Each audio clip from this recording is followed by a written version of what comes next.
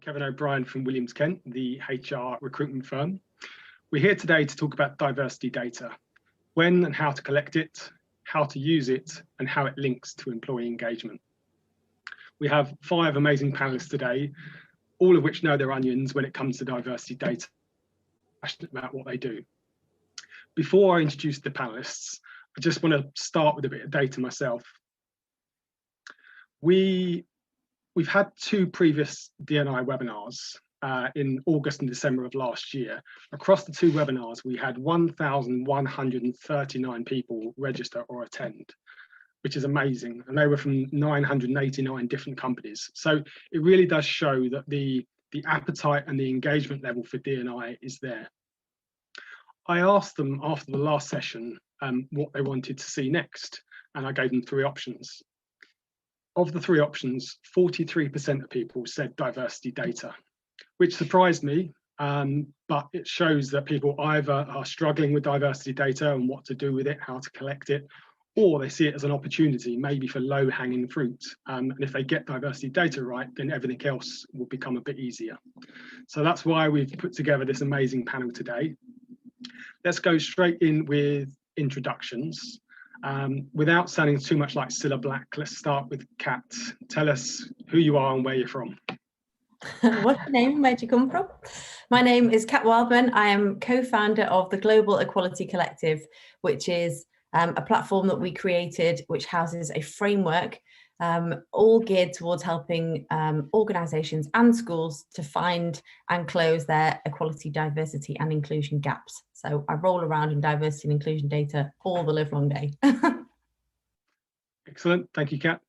And Jenny, do we have a doctor in the house? Hi. Yes, I am at the moment working as a diversity data analyst. So I'm currently working for the Met Office, and I'm looking at how diversity data can be used, stored, collected, and the kind of using data science to unlock the potential of what we can use diversity data for. Sounds good. And we have a doctor. We also have an award winner, a D&I award winner, Monica. Hello everyone, I'm Monica Stancu. I'm a diversity and inclusion manager at the Royal Academy of Engineering. For those of you who are not familiar with the Academy, we are a charity and we are the National Academy for Engineering, and our goal is to harness the power of engineering to build sustainable societies and inclusive economies that work for everyone. So my role is D&I manager. I lead our internal diversity and inclusion program, which is all about making sure that we reflect diversity and inclusion best practices within the academy. And I also lead an external diversity and inclusion program. So that's the work that we do with professional engineering institutions and members of the Science Council through a diversity and inclusion progression framework. So like Kat, we also have a way for organizations to see where they are on their diversity and inclusion journey. Excellent. Thanks, Monica. And Meera, I do feel like a game show host now. So Leslie Crowther, a lot of you are probably too young for Leslie Crowther, but come on down and introduce yourself. I have to admit, I don't know who that is, but I'm Meera Roy-Chowdhury, and I'm a diversity and inclusion advisor at Business in the Community. And for those of you who haven't heard of Business in the Community, we're the UK's largest and oldest member-led organisation promoting responsible business. And so we work across a range of responsible business areas, including, for example, the environment, the circular economy, sustainability, education, employment skills. But I specifically work in the area of diversity inclusion, and I advise and support organisations from a range of industries and sectors in progressing with their diversity inclusion agendas, specifically aligning with best practice, kind of drawing on case studies and kind of learnings from a huge network of organisations in the UK. And your previous career was in sort of Comp and Ben's reward, wasn't it? So you've been in the data all of your working life. Yeah. So yeah, I used to work at PwC as a reward and employment consultant. So that kind of fed into D&I and kind of gender pay gaps, equal pay analysis, and that's where kind of my passion is born. Cool. Great. And I think I always say last but not least, Matt Phelan. And you're from Essex, Matt, aren't you? Yes, I am, and very proud. Can we call you the beast from the east, the data beast from the east? You can if you want. Hi everyone. I don't know how to introduce myself now. I'm Matt. I'm a co-founder of a business called the Happiness Index. The Happiness Index is a modern version of an employee engagement platform, and author of a book called Freedom to be Happy: The Business Case for Happiness. And like many of the attendees today, I'm a member of the Happiness and Humans community, which everyone's welcome to join. We have an equality channel on there that I think would be good to continue this conversation on. And most recently, worked with a really diverse team to delete our D&I tool and rebuild it as an equality index, which I'll share some of that stuff today, hopefully. Great, thanks, Matt. So we've got loads of questions that have come up from conversations that I've had with Williams Kent's community and clients over the last few weeks. But let's start with three, I guess, scene setting questions. Those questions are going to be, what are the biggest challenges that companies are facing right now with regards to diversity data? How does the collection of diversity data impact employee engagement? And should we be disaggregating the data? And if we should be, why?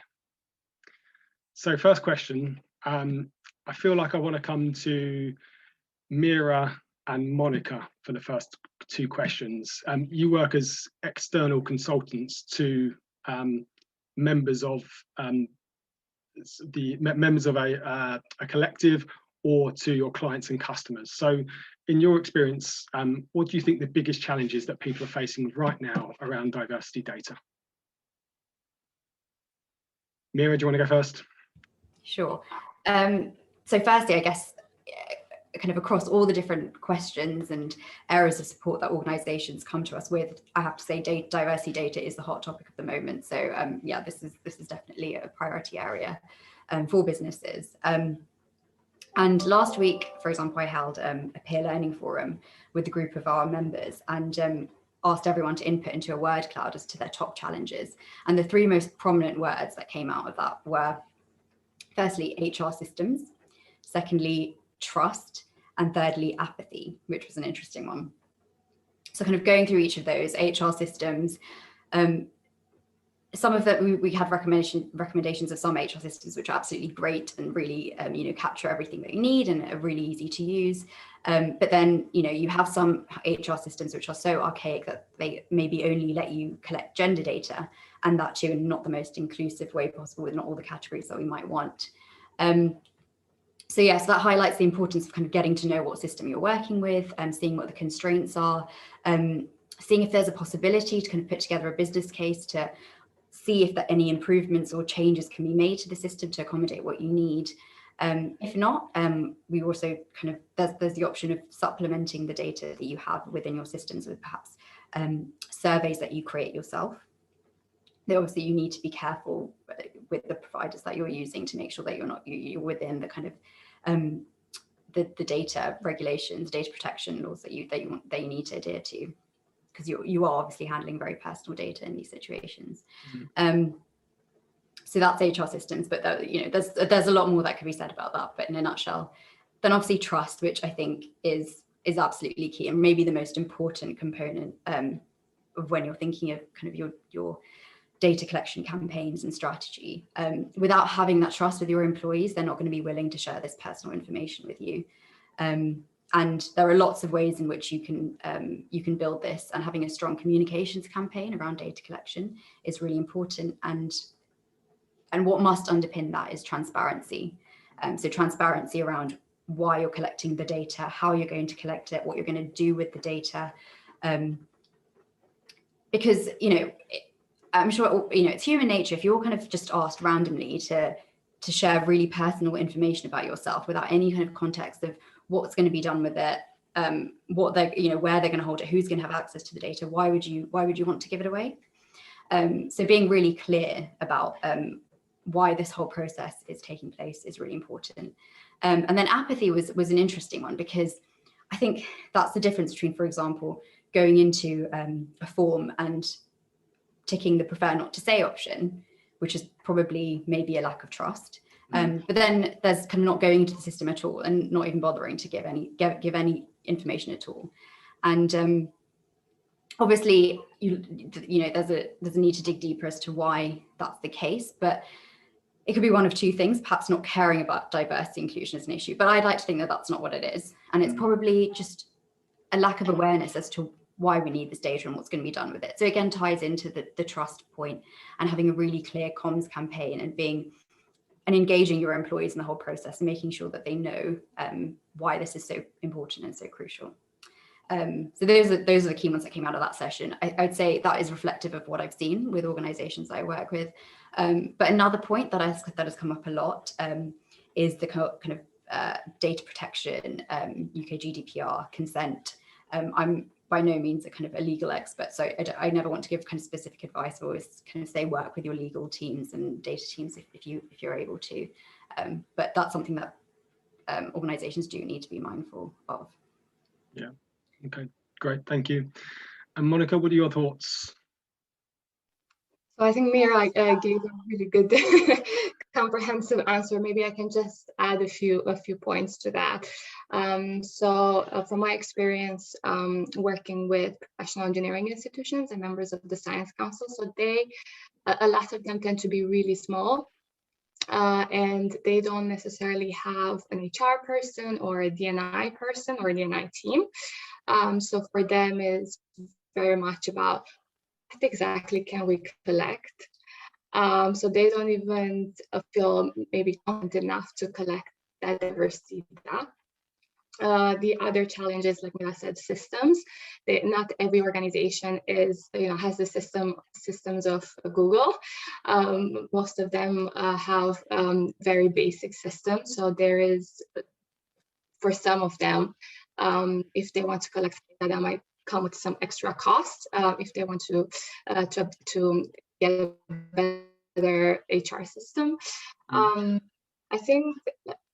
The other thing that I would like to mention is also picking up on the trust bit. So if you're collecting data from different parts of the world, if you're not just operating in the UK, the data that you can collect can be very different from a legal perspective, but also from a cultural perspective. So what's appropriate to collect culturally in the UK may not be appropriate to collect maybe in certain countries in Africa or in Russia. So just that's something that organizations need to be mindful of and always consult with the country where they are operating to make sure they're compliant, and also just to make sure that from a communication perspective that lands well. So for instance, just to give a few examples, you can't collect LGBT plus data in certain parts of the world. When you think about disability, what's considered a disability in the UK might not be considered a disability in a different country. Yeah, so it can be quite complex. Ethnicity as well. That's probably again one of the biggest challenges when it comes to collecting diversity data. The ethnic minorities in the UK will be very different in other parts of Europe or the US. So yeah, you need to adapt your diversity forms to each country where you are operating. So yeah, it's a challenge, but it's definitely something that if you are able to collect that data, it's going to provide such a rich source of information that can help inform your D&I initiatives. I think that's a challenge I hadn't really thought of, was the difference, the different challenges in different countries and different regions. The conversation you and I had definitely sort of opened my eyes to that. Probably just to add to that, gender and age are probably the only things that you can universally collect. But other than that, it can get tricky. Yeah. And Jenny, what about, you act as more of an internal consultant right now. So do you have any sort of differing views from your sort of day-to-day work? I think day-to-day, I think maybe I've been lucky enough to work with organizations who are a bit further into the journey, who have this data partially available.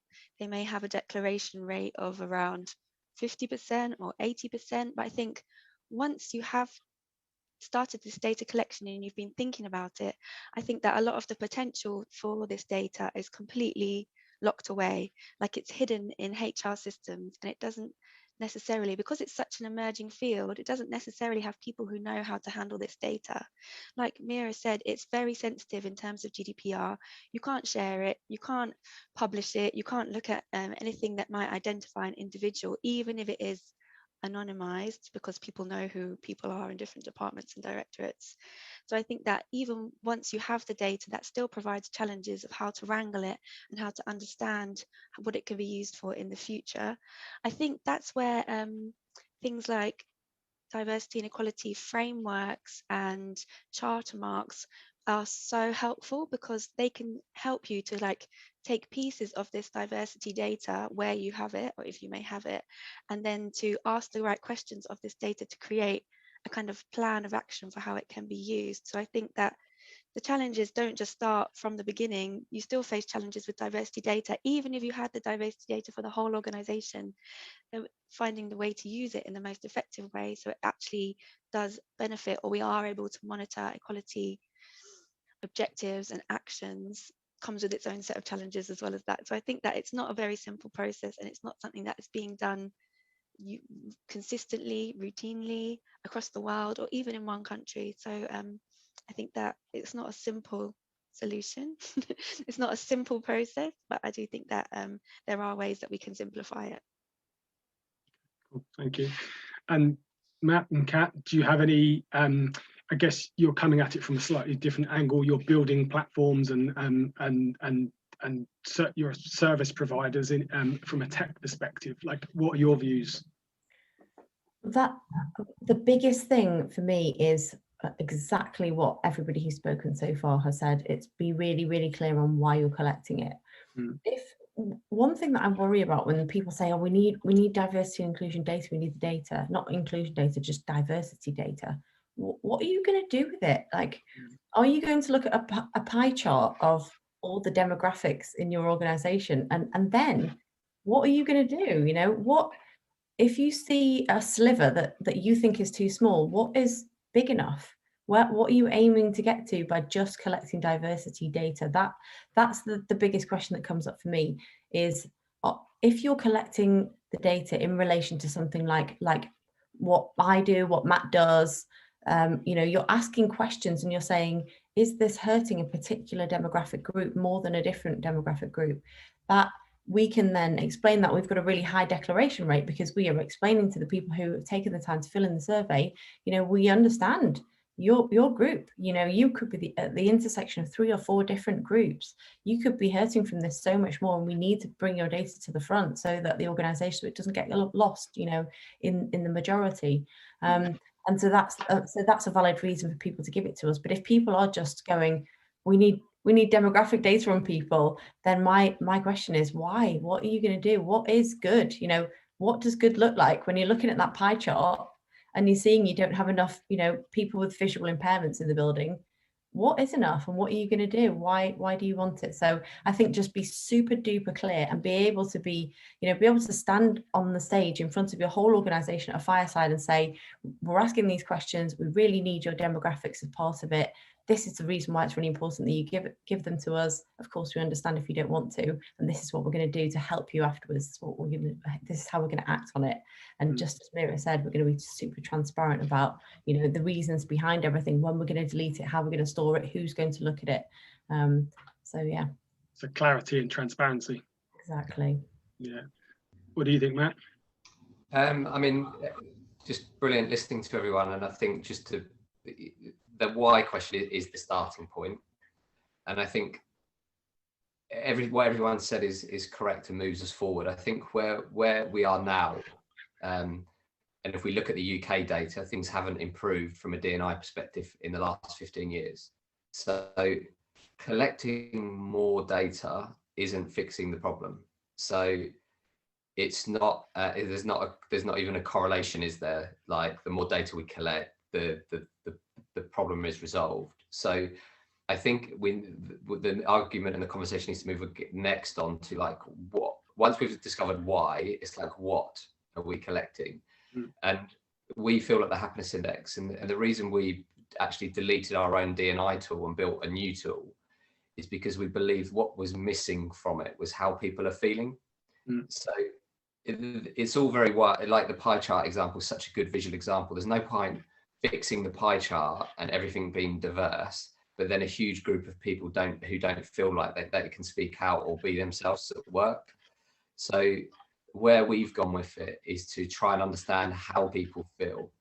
Like it could be like gender's an easy one to discuss because it could be a 50-50 gender split in the organization, and you could go tick, that's done, we've completed gender D&I, done, well done, let's give the CEO a bonus, which is a conversation we should get onto as well. But what if 50% just don't feel like they have a voice in the organization? How do we understand that, and how do we get that feeling? So I think, like happiness, which is where we come from a base, that if people can't express themselves and be themselves, it will hit happiness and it will hit performance. So all of these things actually do come back to performance as well. So I think it's collecting data is a good start, but it doesn't fix the problem, and we need to look into the how people are feeling and what that data means. Yeah. I must admit, I was surprised when diversity data came back as the winner of that poll, because the other two options were how do you influence senior executives, and the other option was where to look for diversity data. And I thought they'd be more exciting and more interesting, but at least people realise that data is a good starting point, or you'd hope that they realise it's a starting point. It's not a solution, but it helps. It helps you on the journey if you've collected the data, right? I'm not sure data is a starting point. Sorry, Meera, you're just about to speak then. Okay. Sorry. Yeah, I don't think data is the starting point. I think well, let's disaggregate what we're talking about data. Are we talking about responses from humans, and we want to know what groups those humans identify as part of, or are we talking about just information about the groups? Because I think that organizations need to be clear in their own minds. What is it? Answers to questions that you want to pose to them. That's really cool. If so, start there. Don't start with let's get the data and staring at the pie chart. Something will come to you and you will suddenly know what you need to do in order to become more diverse and inclusive. It's totally the other way around. It's ask the questions, and just as Matt said, if you're asking, do you feel a sense of belonging at this organization, or do you feel like your progress at this organization has been halted because of one of your protected characteristics? Let's say that's the question. Then you need to know the protected characteristic they're referring to, or characteristics, and that could be which of these characteristics do you feel has prevented you from moving up in the organization.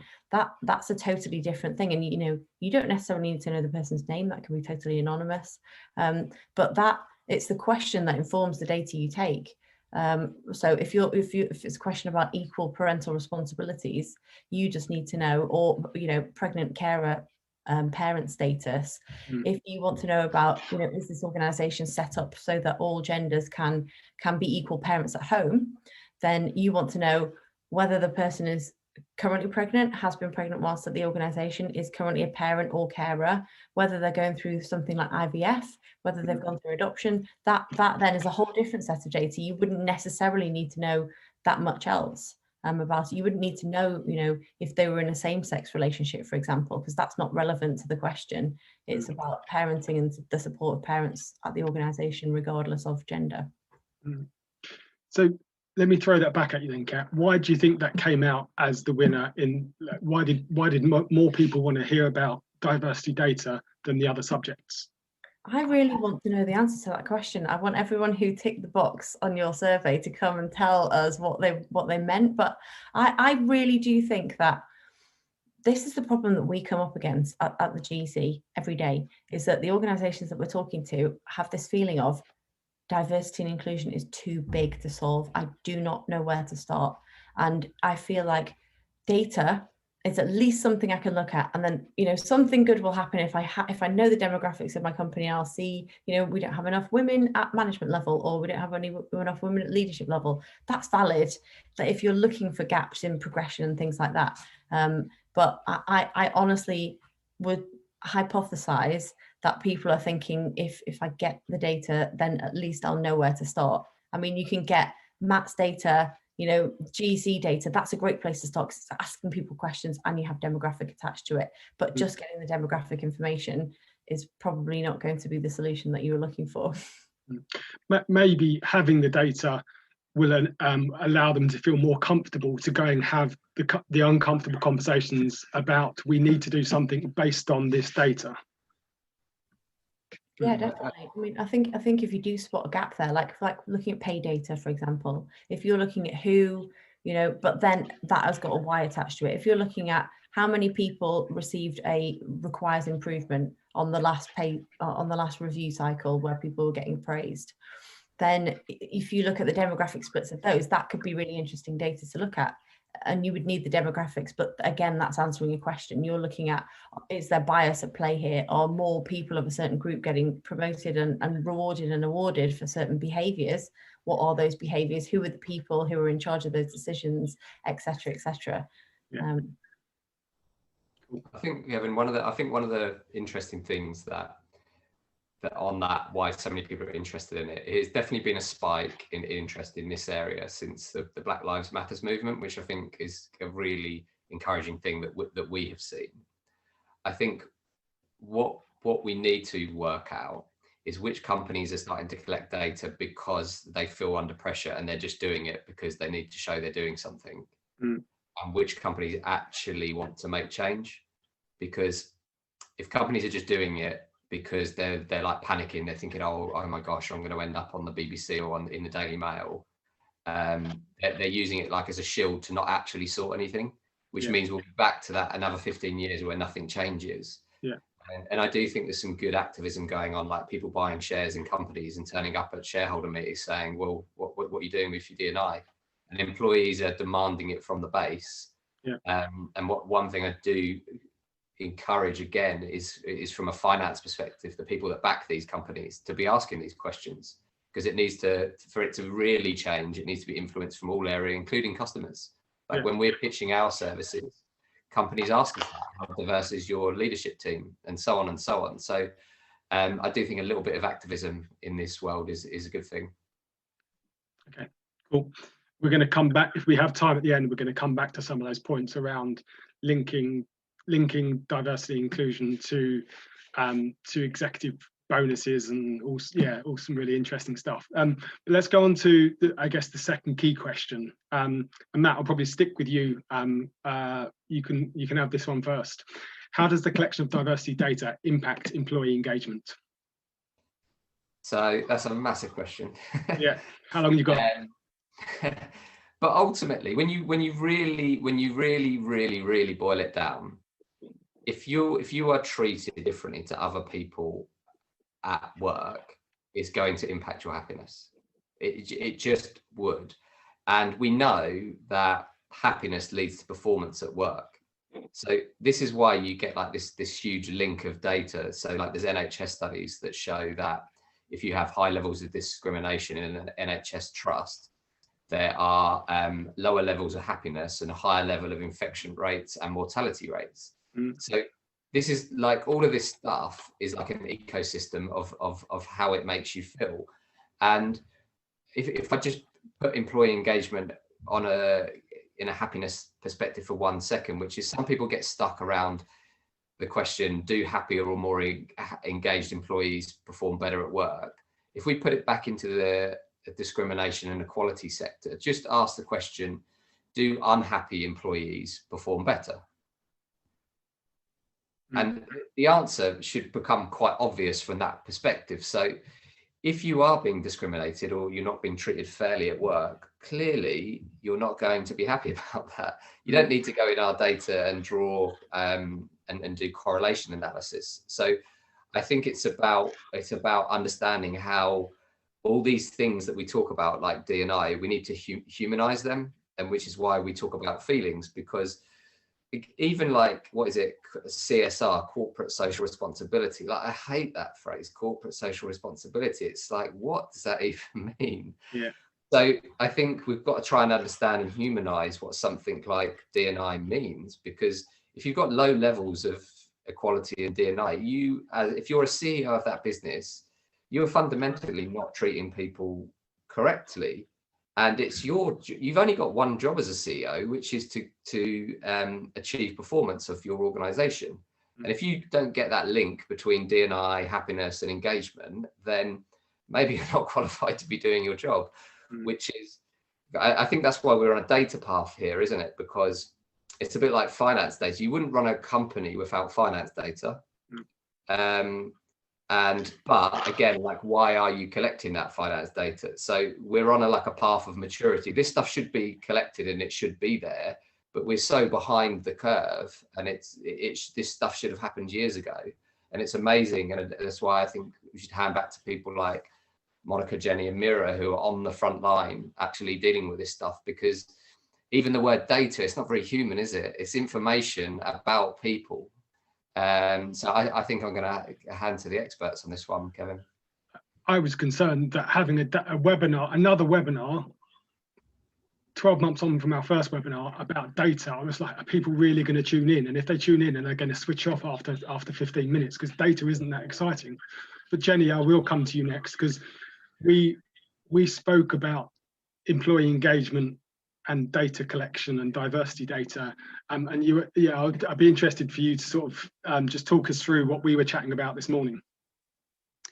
I think that a lot of the themes coming out here are about kind of purpose and intent, about the people who are going to see this data, what do they actually need to see it for, and what is it that they're using for. So the question that you asked me about how does the data collection impact on employee engagement, I think should kind of be flipped on its head a little bit, and we should look at how can we look at employee engagement, because when we're talking about diversity data, what we are collecting is information on protected characteristics, and they're protected because they're protected by law from the Equality Act. So understanding those is about understanding discrimination, because that's what's defined. So we want to avoid discriminating against people based on their protected characteristics. And once we can see that information, then we have it and we can prove whether discrimination has happened or not. So when it comes to employee engagement surveys, what you're doing is you're asking people to give their version of events, their experiences of what it's like actually to work in your company. And you have to remember that surveys themselves have many limitations. People don't want to speak openly. They don't want to speak freely often in these employee engagement surveys, because they're being given by you or maybe by an external platform. But even still, you know that somebody is going to have to read those and see those and put your responses together. So either people who have negative experiences are likely to say more, or people who have a very strong opinion are likely to say more. And a lot of the people who are apathetic maybe, or not interested in diversity or improving their workplace, are going to respond to you. So I think that the important thing here is to look at the employee engagement survey results, if you have them, by protected characteristics, as long as you have enough people, because we don't want to go down to individual responses in some cases at this level. But what we want to see is whether people who possess different or multiple protected characteristics are actually offered the same access to opportunities, are receiving equitable treatment, aren't receiving more discrimination or feel like they've been bullied by their line managers. So I think that the purpose also of an employee engagement survey is to look at whether people are receiving or feeling like they're receiving the same treatment, or feeling like the culture in their workplace is a place they do feel like they can belong and is a culture that suits them. So I think that the question itself could be linked to another way, but I think that there's a real importance for employee engagement surveys to understand people's perceptions, and it's important for us to compare the perceptions of different protected characteristics, either by splitting them basically, which I know is not ideal, or combining protected characteristics and looking at different intersectional identities and their real perceptions of what is going on. Okay. Thank you, Jenny. Meera and Monica, I guess you're on the front line, and you may have clients or customers coming to you and saying, I'm worried about this because I'm worried about how it might impact employee engagement or employee happiness. What's your recent experience? Monica, you can go first. I think I put you two together in a category last time, so Monica, you can go first this time. So just to clarify, we don't have clients and customers, so we support the engineering profession, but they're more like partners rather than clients. Okay, thank you. So in terms of how we can support or challenge or create some problems from an engagement perspective. So I think when we are collecting the data, we need to first of all clarify what's the difference between diversity data and inclusion data. Mm-hmm. And be very clear about why, like we said before, why we're collecting it. And we need to have a very strong comms campaign and explain to your employees that this is something that is actually going to be used for good, and that is going to be used just to identify your gaps and structure the conversations that you are going to have with the relevant stakeholders that will then need to give you the okay to implement certain policies. So it can help, collecting diversity data can help build trust with your employees, because it can send the signal, actually, we are very serious about diversity and inclusion. We want to have the information to make sure that we create data based or informed policies. But on the other hand, if you don't have a culture of trust, people then will be very reluctant to give you that data, because they're going to be afraid that you are going to use it against them rather than to protect them and to support them. So before you actually have a culture of trust put in place, I think your diversity data or even your inclusion data is not going to be great. You're not going to have a lot of it, enough to sort of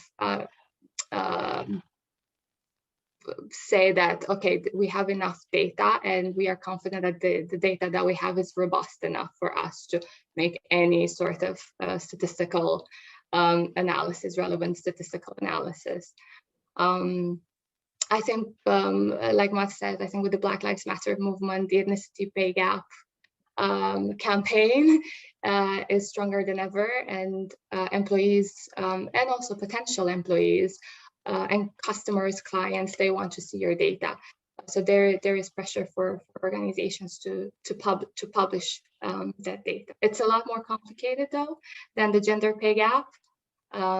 So it's something to keep in mind for organizations who are eager to embark on that. Yeah. Any thoughts, Meera?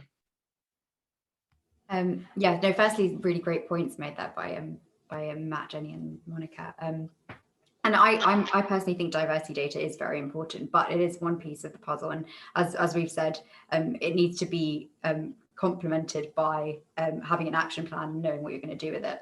And equally, though the quantitative data is important, so that's the kind of representation, recruitment, progression, etc.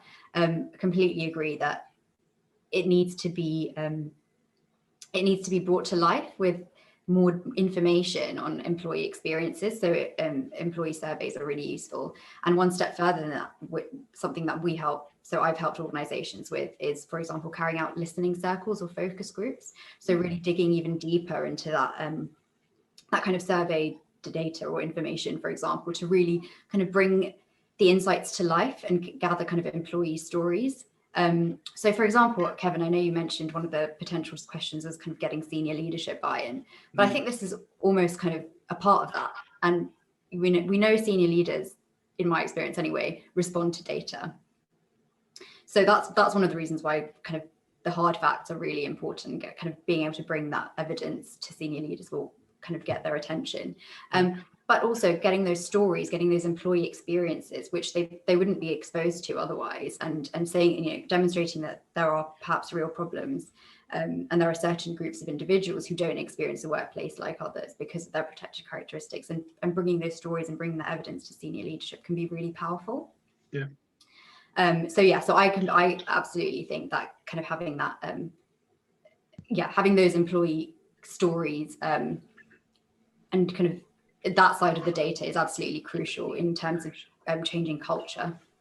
I think you said earlier, bringing it to life with a story, it is half the battle, isn't it? Because data, like, I'm not a data person. Data on its own isn't that interesting for me, but data with a story, I'd love to hear more. And I think Kevin, on Meera's point, that's where we move from data to insight.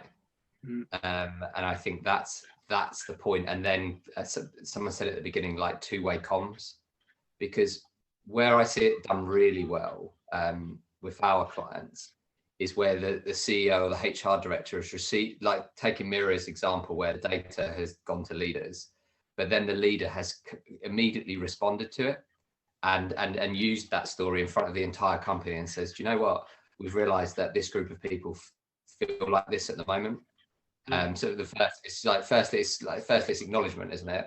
Then it's like, and this is what we hope to do about it. So it's because there's one thing putting the data in, and people talk about data fatigue and survey fatigue all the time, but that doesn't really exist. What exists is action fatigue. So if those stories then have to be fed back, so it has to be a loop, because otherwise you're not going to fill it out next time, are you? You'd be like, what was the point of me filling out that survey if you didn't do anything about it? I still feel exactly the same as I did last year and the year before. And I think the worst thing when we talk about employee engagement is not like highly engaged or low engaged. It's actually the people in the middle that are just given up, but they're just going through the motions, because the people at the bottom tend to be leaving the business or whatever. The people at the top can often be the high performers, but you get this massive group of people in the middle that just feel totally disenfranchised and fall out of love with the brand. I also think people at the top and the bottom will are more likely to tell you if they're tell you how they're feeling, whereas the people in the middle probably won't tell you how they're feeling. Yeah, and it's the context point and timing, isn't it? Like someone convinced me to sign up for a triathlon with the British Triathlon, whatever it is, who organise them, and I've never done anything like that before. Pretty much one of the first questions they asked me is about my sexuality, and I don't have a history with that organisation. There's no trust built up, and so on and so on. So I was just like, gee, only because I work in data did I continue with it. Yeah. If I had not, I'd have been like, what is my sexuality, the relevance got to do with my whether I can do a triathlon? But then because I work in this area, I think, well, probably people who do triathlons are probably men in their 40s, white men in their 40s, and they are probably trying to get diversity data so they can improve it.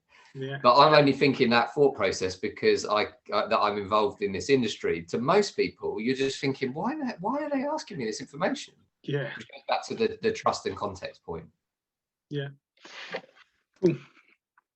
So the last question, and I'm definitely coming to Kat first on this one, because not only did Kat suggest that we should ask this question, I also had to double check with Kat what the question meant. And I think this is a webinar in itself, so I'm not sure if we'll get round to everyone on this, but Kat, should we be disaggregating the data, and if so, why? What does that mean? I'm not going to harp on for that long that we'd need another webinar, but if you do want me to, I can talk about this for a long time. Yeah, disaggregated data is so crucially important that it's crazy. Historically, data has not been disaggregated, in the vast majority. Look at any major report, try and disaggregate it based on ethnicity. It's so hard. Gender is becoming more and more data disaggregated. If you look at the great big reports by big organizations, you want to know which groups are talking, who is saying this, but you can't just look at groups and assume that they are speaking for the majority, and that's the problem. So when you look at the GC data, for example, when it all comes back, you get a report, and it's you've got red, amber, greens, and that frontline report disguises so much detail. So in the background, you can filter based on all the different demographics that we take, because employees hurt from issues more. And if you are already in the minority anyway, your data is just at risk of getting totally lost. So just like Matt said, with that middle group of people, what if there's one person in there just constantly screaming out for, you're not doing anything and it's been 3 years, you know, you're not going to find that unless you disaggregate the data and find out what group they're in. So yes, if you don't disaggregate data, it means that you end up catering for the majority that's already there, the majority of responses that you've had. And if your organization is not diverse, you are going to keep on centering those people and those people's feelings. And that is where massive problems have occurred historically and will continue to happen unless we really get down to it. And that, explaining that to the employees, they get it, you know, they will get it. And you say to them, look, we don't just want to go with the majority anymore. We don't want your data to be hidden. So please, you know, give us your demographic. We want to know your group. We won't identify you individually ever, but we do want to know what group that you want to identify as for the purpose of this. So it may be that you don't feel like your gender has been a particular blocker for you at the organization, but you do feel like your orientation has. So if you are covering at work, you don't want to, you know, let on that you're in a same-sex relationship at home. That can massively affect your engagement, your performance, and all of that stuff. But how are you going to know that unless you ask them to tell you in a really kind way that just fully explains, you know, this, we care about this genuinely, and this is what we're going to do about it. Just like everybody said, you know, it's the two-way communication and actually showing people that you are acting on it. You know, you told us this. Here it is for everyone to see. Here's what we're going to do about it. Please, can you help us? Let's all work together on it. I think, like, it sounds really simple, but what we're all talking about in terms of trust and caring and emotions and happiness, like traditionally, and I haven't worked in a big corporate for a long time, so I haven't filled in an employee engagement survey or a D&I data survey.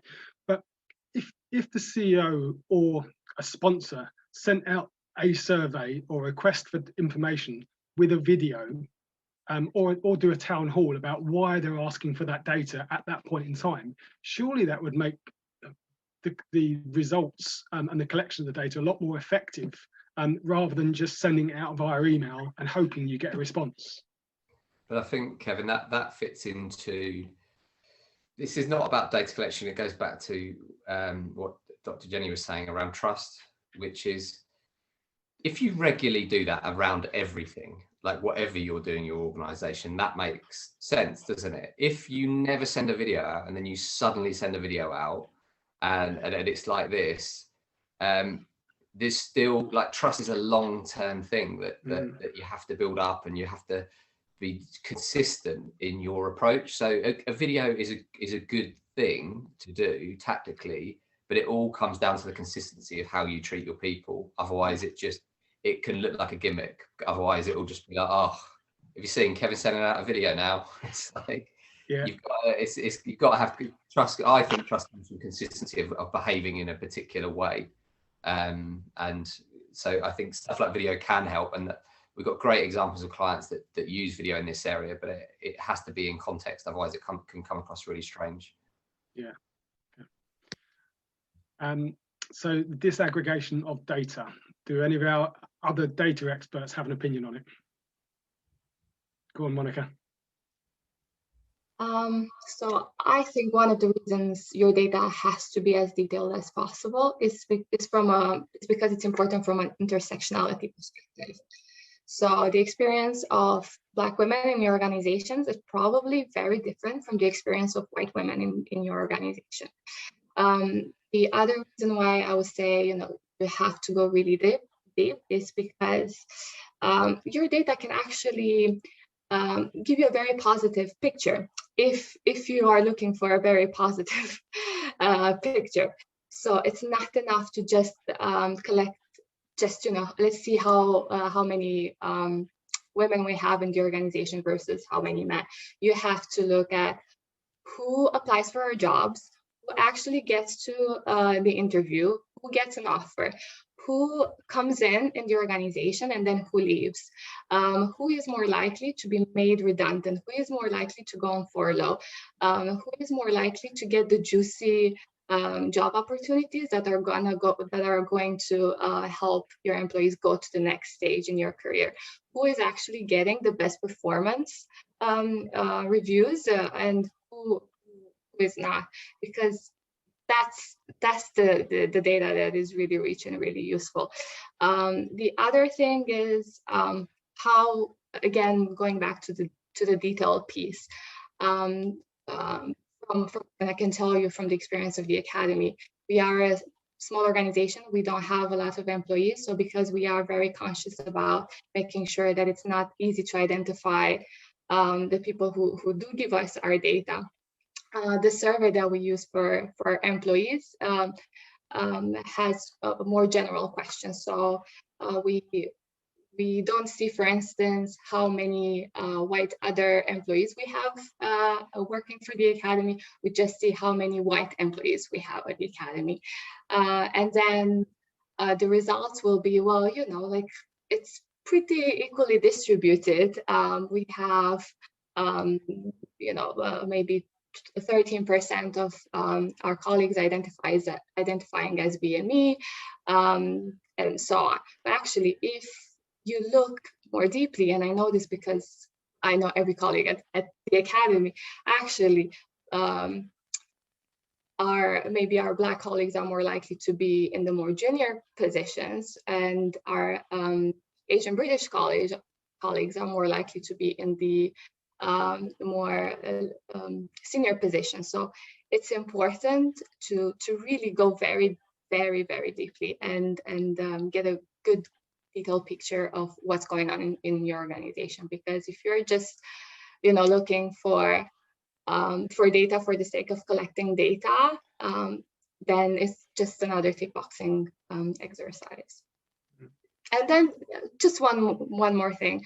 I think we're so obsessed with data, and it's good because it can show us what we're doing well, what we're not doing so well.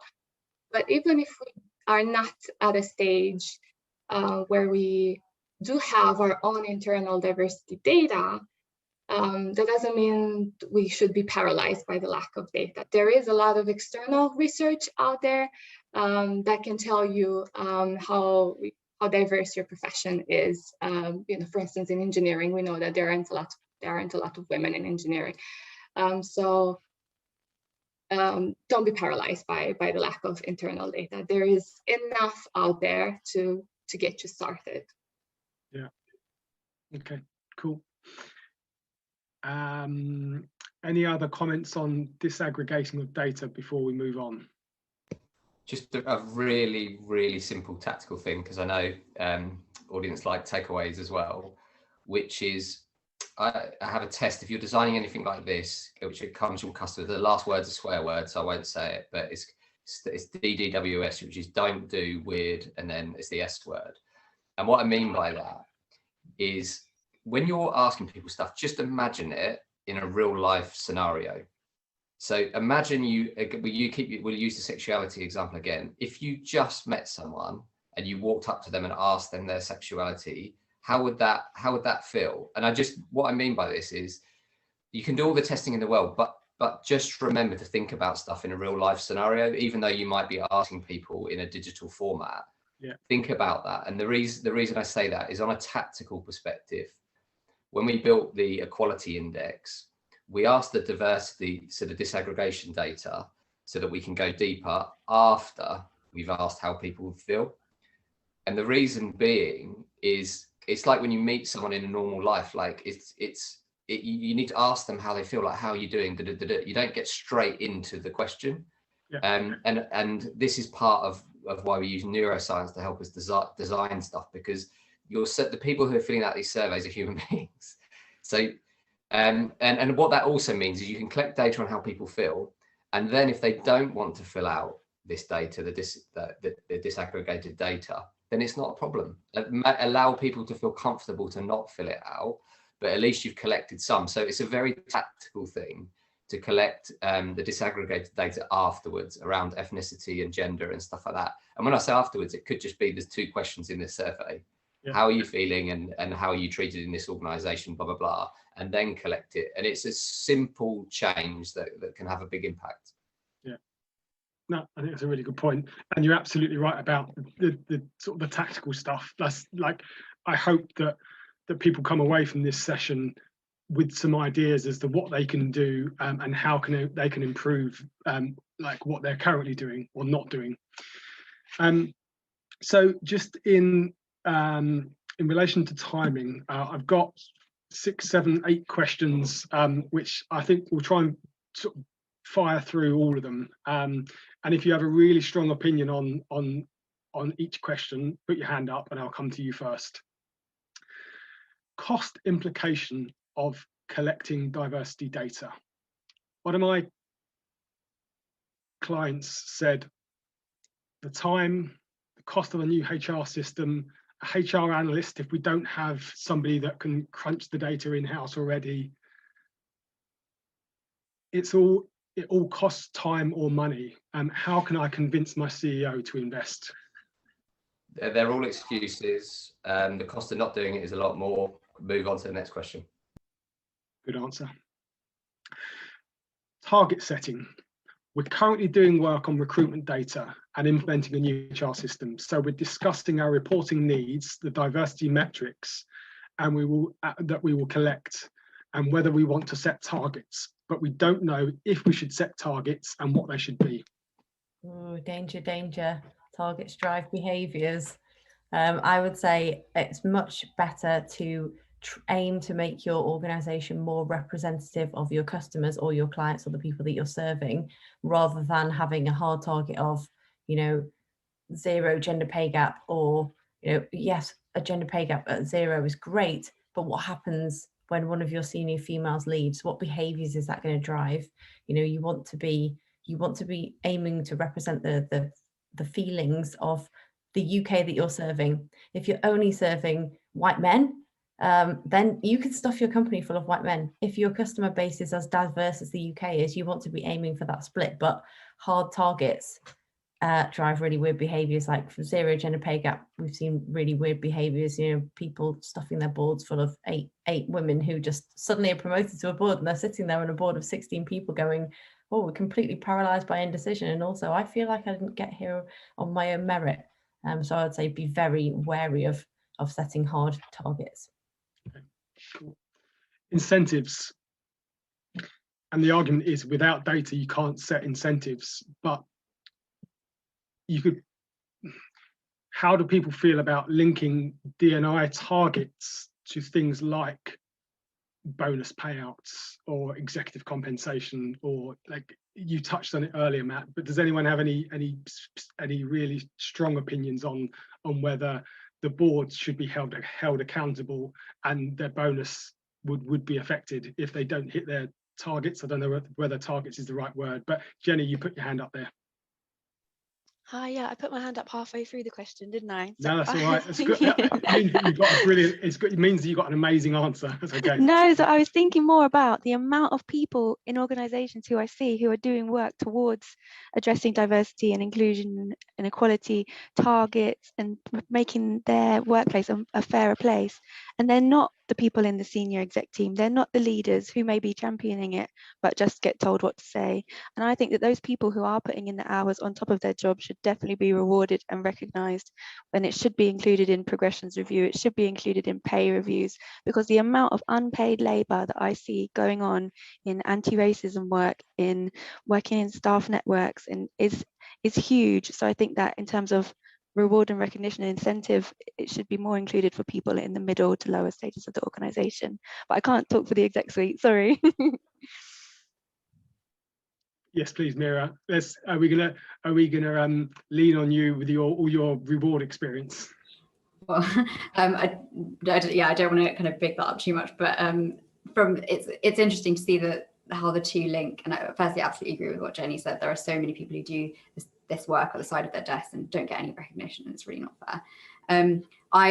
In terms of senior leadership, I do think that it's a good thing if D&I objectives or EDI objectives are incorporated into senior leadership incentives, which are linked to performance, because yeah, I mean, we've probably all seen examples in the media of how kind of only financial incentives can really skew behaviors and lead to really disastrous outcomes for companies in the first place. So, you know, from a business perspective, and also as a morally and ethically right thing to do, it's the way to kind of, it's sad that that's one of the main ways in which you can incentivize CEOs, for example, but that is one of the most effective ways to really align their own interests with the interests of the company. And yeah, having this kind of balance, so senior executives tend to have kind of financial incentives, and then usually a kind of a balanced scorecard, which is other stuff.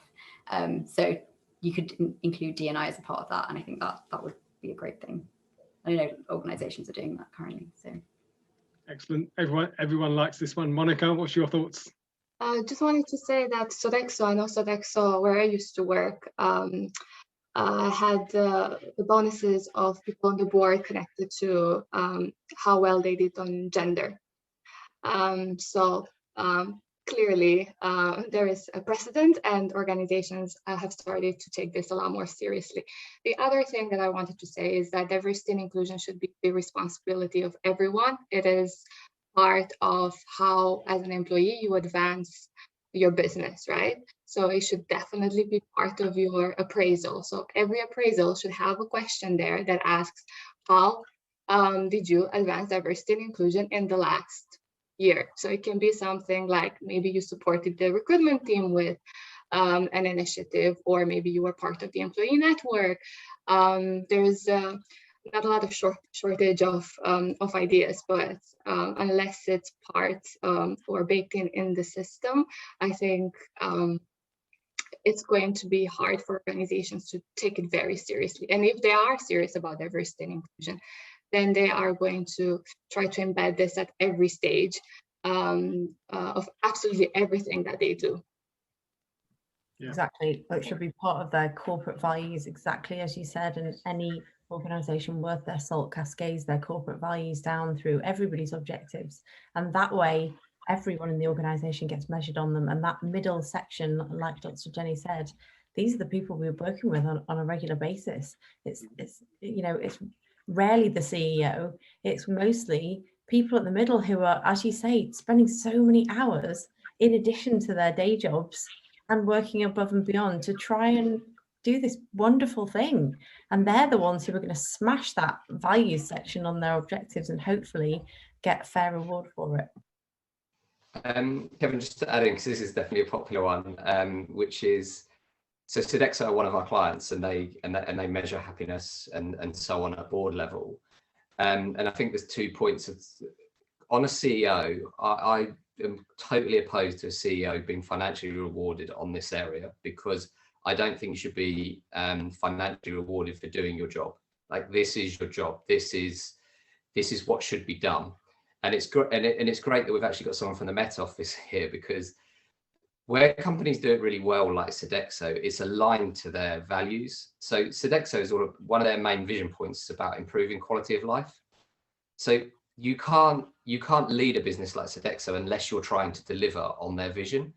So the way they do it, which is slightly different, which is why I mentioned the Met Office, is that it's not like what we're talking about here for me would be like getting the weather person and targeting them on whether it rains or whether it's sunshine or whatever.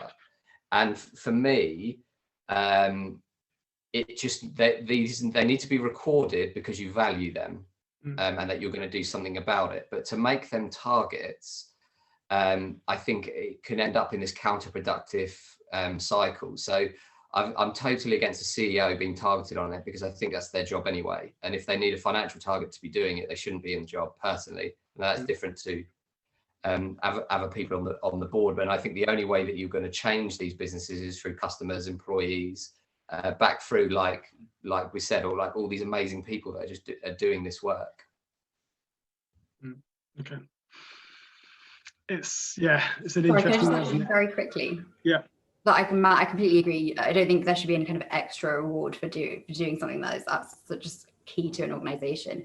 So the way that I would think of it is kind of doing it as a minimum criteria. So you don't get a bonus, for example, if you don't kind of make sure that your organization is gender balanced or whatever, rather than a well done for doing that because that's so great and you get extra, if that makes sense. So that's exactly what I was getting at, Meera, because you don't want, when you look at some of these financial bonuses of these huge companies, you don't want someone getting like a £5 million bonus because they've gone out and decided like in that scenario where they've got a board of 8 people and then they've just put 8 women on the board because they're trying to hit their target. And these are the types of things that you end up with, these weird scenarios where you're not actually, you're fixing the symptom, not the cause. So yeah, I like the way that Meera is looking at it. Okay, good. And in terms of the real tactical stuff, like so many people ask the question, I've collected the data, I don't know what to do with it. Can you help them? What if they've collected all their data today, what should they do tomorrow? That is exactly what we've just been talking about. What data have they asked a question with that data? If it's just demographic data of the organization, don't do anything with it. Run from it and never look at it again, because what are you going to do if that pie chart doesn't look the way that you're expecting it to do? You know, you don't have anything to compare it to, really. If you're looking at, if you have a specific thing in mind and you are trying to progress more women through the organization, then go back and listen to what Monica said and write down every single data point that she mentioned, from recruitment through progression to women getting to board level at the organization. Do that, but start with a problem that you're trying to solve. Don't start with the data and try and work backwards to find a problem. Yeah, so use the data to solve a problem. Don't use the data to look for problems or solutions. Kind of, yeah. Yeah. I think that if tomorrow you had £1 million to build a new building, you wouldn't expect to build it yourself. It's a capability issue. If you have this data and you don't know what to do with it, then you need to find somebody who's going to show you how to do that in the right way. So if it was about, we've got people, we need to pay them, then you would find somebody who has a background in finance. If it's something else, you know, you wouldn't hesitate to ask for help and to look outside of your current organization for that kind of support. So I think in terms of EDI data analysis, it can go very wrong. You can have some terrible pie charts and terrible outcomes based on those. So I think it is a capability issue, and you do need to find someone with skills and experience who can help you and support your organization in the best way possible. Yeah. A question that came up, and I don't really know how to articulate it, but if you have the wrong person collecting the data, is the data then pointless? I think it could be dangerous. Yeah. If you have the wrong person collecting the data, it could be really dangerous, because what are they going to do? You know, if it depends who the person is, what they're incentivized by, what are they trying to do? If they've been told, just exactly as we said before about the stuffing the board with 8 women, if they've been told you are going to be targeted on closing the gender pay gap by 2023, and that's, you know, we've released it to the public, this is a statement, go CEO, go. They are going to go like a CEO and try and close those gender gaps for, you know, however they can. They're not going to potentially, and I'm you know, assuming here, put in really sustainable pathways and processes to help the great stuff that you're doing right at the recruitment level, you know, bringing in apprentices and training them up and looking at bias in the promotion process, and making sure that you have a great talent management program where you spot talent and you accelerate it through the organization in the right way. Yeah, I think it could be dangerous if people are looking at the data because they've been given a target and they want to try and smash gaps closed. That could be dangerous. Cool. So I think, in summary, it's very difficult on a webinar like this to answer everybody's questions.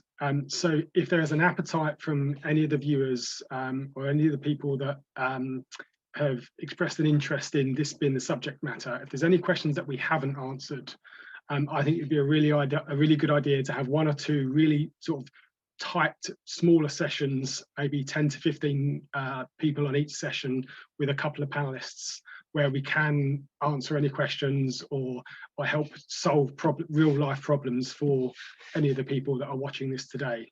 So hopefully all or some of the panelists will be up for that. I just think that will be a real way that we can help sort of move the dial and push the agenda forward. Cool. Well, thank you everyone for your time. I've learnt loads. I learnt loads in the build up to this session, and I've learned even more today. So I'm really grateful for every one of you turning up and being our expert panel. Cheers, guys. Thank Thanks, you. everyone. Thanks, everyone. Bye. Thank you. Bye bye.